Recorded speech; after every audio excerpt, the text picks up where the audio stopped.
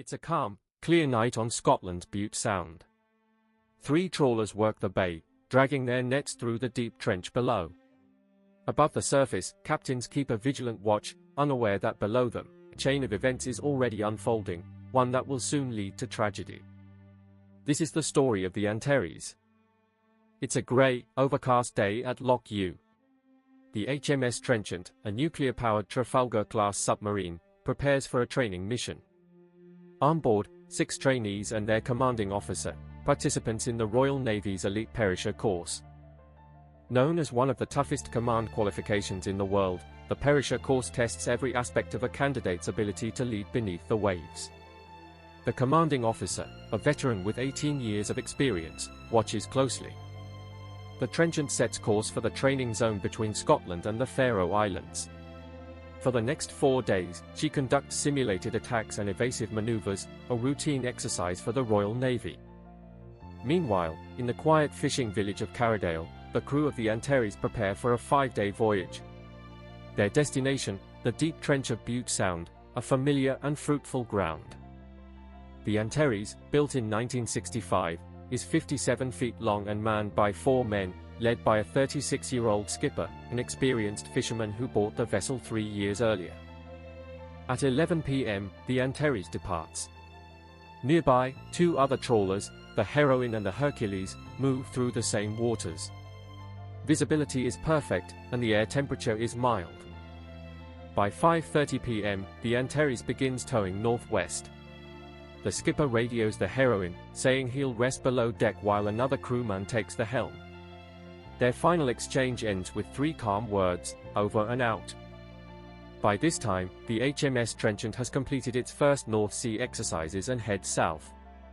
Only 4 trainees remain, the final candidates. At 11:30 p.m., the Trenchant begins a mine-laying exercise.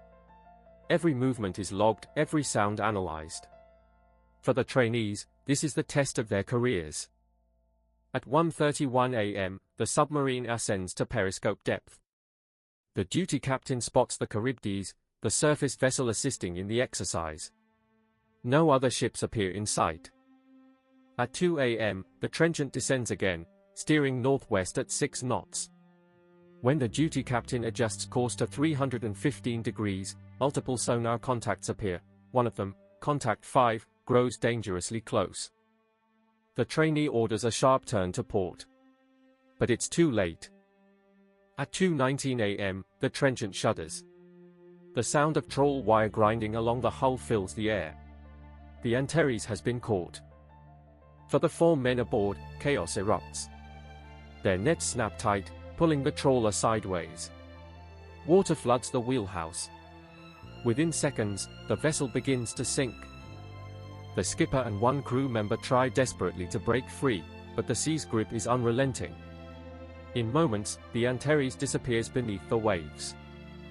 Unaware of the tragedy below, the Trenchant surfaces. 2 trawlers fish normally nearby. No distress calls. No signs of trouble. Steel wire and chain are discovered tangled around the submarine sail. Still, with no distress signals, the captain believes all is well.